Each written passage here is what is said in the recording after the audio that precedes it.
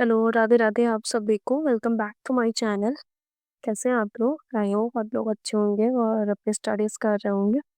तो आज सुबह मैं उठ गई थी, साढ़े 3 बजे उठ गई थी, फिर मैंने अपनी स्टडीज़ स्टार्ट करी और सबसे पहले मैंने अपने सीडीपी के सारे नोट्स रिवाइज़ करे। एक बार ये रिवाइज़ कर लूँ, फिर मैं मॉक देना स्टार्ट करूँ, इसलिए मैं इस पे थोड़ा ज़्यादा फ़ोकस कर रही हूँ क्योंकि इसमें सारी चीज़ें मतलब जितने भी पियाजे, थॉर्नडाइक और स्किनर और vygotsky इन सब के मतलब नोट्स हैं, तो एक बार इसको रिवीजन कर लूँगी क्योंकि लास्ट जो मॉक दिया था उसमें इससे रिलेटेड क्वेश्चंस थे और एनआईएफ तो गार्गी मैम से कर ही रही हूँ, उनकी मैंने 5th क्लास करी है और इसके बाद ये सीडीपी सुबह मॉर्निंग में ही सब रिवाइज़ कर लिया था और एनालिसिस की क्लास भी कर ली थी।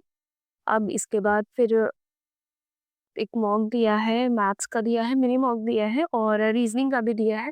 तो मिनी मॉक्स भी मैंने प्रॉफ़िट एंड लॉस का दिया है क्योंकि प्रॉफ़िट एंड लॉस तो रिवाइज़ हो गया था, कल इसके कॉन्सेप्ट सारे रिवाइज़ करे थे और आज इसके क्वेश्चंस करने थे, तो अप्रॉक्स मैंने 30 या 40 क्वेश्चंस किए थे। मिनी मॉक भी किया था।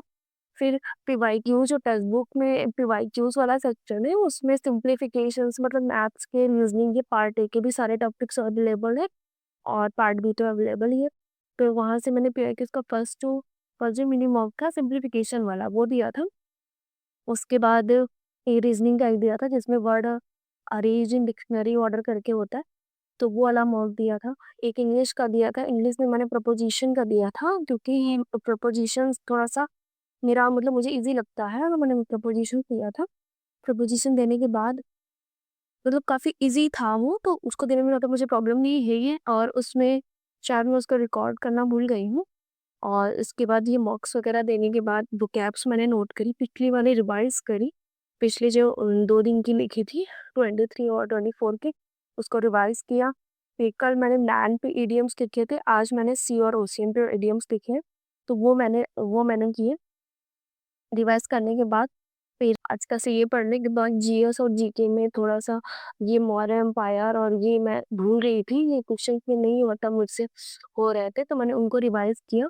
उनको रिवाइज़ करने के बाद आज सिर्फ़ इतना ही हो पाया है, मतलब इतना ही करने में अप्रॉक्स मुझे थिंक 5 से 6 घंटे लग गए होंगे। तो अभी बहुत ज़्यादा अगर मैक्सिमम बोलूँ तो 5 घंटे ही पढ़ पाती हूँ, इससे ज़्यादा नहीं टाइम निकल पा रहा है। और भी घर के सारे काम होते हैं, उस घर का काम हैंडल करना, बच्चों को हैंडल करना, ये चीज़ें होती हैं। उसके बाद ये सिर्फ़ इतना ही टाइम मिल पाता है। ये तो अभी सिर्फ़ इतना ही हो रहा है, अब मॉक मुझे देना है, मैं मॉक नेक्स्ट वीक से स्टार्ट करने वाली हूँ, डेली का डेली मॉक देना और उसका एनालिसिस करना। बाकी जीएस और जीके पे थोड़ा ज़्यादा फ़ोकस करना है और पार्ट बी पे तो मैं काफ़ी फ़ोकस कर ही रही हूँ कि पार्ट बी अच्छे से एक बार मतलब 70% 80% अगर अच्छे मार्क्स आ जाएँगे तो कॉन्फिडेंस काफ़ी अच्छा हो जाएगा, मतलब काफ़ी बूस्ट होगा तो अच्छा रहेगा। बाकी जीएस और जीके के लिए करंट अफ़ेयर्स पे ज़्यादा फ़ोकस कर रही हूँ कि करंट अफ़ेयर्स हो जाएगा और एटलीस्ट 5 या 6 नंबर मिल जाएँगे। बाकी जीएस जीके में कर रही हूँ, मतलब एंशिएंट हो गया है, मॉडर्न हो गया है, बट ये है कि वो एग्ज़ाम में रिकॉल नहीं हो पाता है। एग्ज़ाम में थोड़ा कन्फ्यूज़न हो जाता है। तो बस यही प्रॉब्लम रहती है, बाकी पढ़ती मैं हूँ, ऐसा नहीं कि पढ़ती नहीं हूँ। बट यही है कि मल्टीपल टाइम रिवीज़न नहीं हो पाता है। अगर मल्टीपल टाइम रिवीज़न होगा, तो ये चीज़ें रिकॉल हो पाती हैं। तो जितना मेरे से हो पा रहा है उतना मैं कर रही हूँ। हाँ, आप लोग मुझे सजेशन भी देते हो कि आपको यहाँ फ़ोकस करना चाहिए, यहाँ नहीं करना चाहिए, तो thank you for that. But अब किसी की ज़िद में फिर वीक ही होता है, फिर कितनी वो उसको ट्राई कर ले क्या उसकी एक मेंटालिटी बन जाती है कि वो इसमें कुछ अच्छा नहीं कर सकता, तो वही होता है। मतलब मैंने एक सोच लिया है कि मैं इसको पढ़ूँगी तो मैं बोर होती हूँ, मुझे नींद आती है, तो इस वजह से उसको पढ़ते टाइम थोड़ा-सा कंसंट्रेशन भी अच्छा नहीं रहता मेरा, हिल जाता है, कुछ और सोचने लगती हूँ।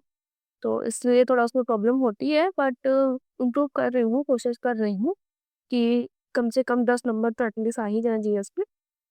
बाकी इंग्लिश के लिए भी काफ़ी मतलब क्लासेस वगैरह मैं कर रही हूँ और नोट्स भी बना रही हूँ अपने ग्रामर की।